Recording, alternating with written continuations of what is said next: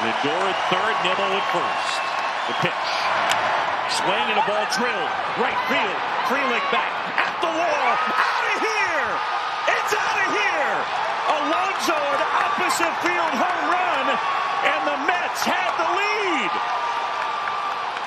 Welcome back to our series of 30 teams in 30 days, where I give us a different team to preview each day as we count down to opening day. We are just 3 days away from first pitch, and today we're talking about the New York Mets.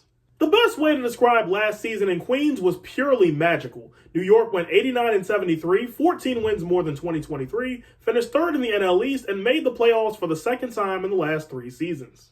And the Mets were very nearly a team of destiny in October. They beat Milwaukee in 3 in the wildcard round, beat Philadelphia in 4 in the NLDS, before falling to LA in 6 in the NLCS. But over this offseason, a handful of players left the Big Apple, like Luis Severino to the A's, Jose Quintana to Milwaukee, and Harrison Bader to Minnesota.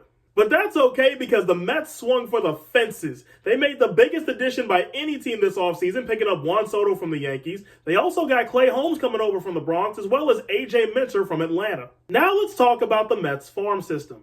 MLB Pipeline ranks the Mets farm system 12th in baseball. They have 3 prospects in the top 100. Carson Bench at an even 100, Jet Williams at 57, and their top prospect Brandon Sproat ranks in at 46. New York does not have a first-round pick this year. The Mets' highest pick is 38.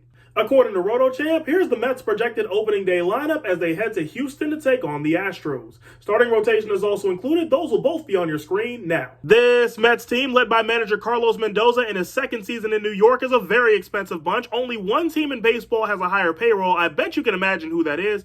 They're also kind of an old bunch, an average age just under 30, but that's okay because their lineup looks pretty good, and their rotation, at least the beginning of it, is nothing to play with. My big question for the Mets is, was it worth it? It's no secret the Mets swung for the fences this offseason. The Juan Soto deal is the biggest for any player in baseball history at $500 million. And Juan certainly is deserving of his hype as one of the strongest bats in baseball. However, there's another side to this coin.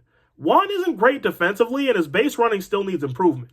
Still, though, his bat is more than enough to make up for both of those, and the Padres and the Yankees, heck, even the Nationals who put a ring on his finger, they'd all agree on that front. But now what of the rest of the team? The rest of the Mets lineup is solid for sure, but I'm not sure I can put them over the Phillies or the Braves lineup. And the rotation is good, but it's lacking in depth. If it becomes an arms race, the Mets might be in some trouble this season. Tack on to that, their age does them no favors. New York is the 7th oldest team in baseball, which doesn't bode well in an NL East full of youth. This could be a fun summer in Queens, but it also might be frustrating. My Mets hot take is New York is the 6th seed in the National League. Vegas sets the Mets win line at 90.5, but I'm going to take the under. So where are all my Mets fans at? Sound off in the comments. And for everybody else, did I get to your team yet? If I did, they'll be in the 30 Teams in 30 Days playlist, which can be found on my channel. But if I haven't, then there's only 2 teams left in this series, and there's a 50% chance I'm talking about them tomorrow. Only way to find out is leave a like and subscribe and come back tomorrow for the next installment. But until tomorrow, I'm the voice of Evan, and remember to always keep the vibes high.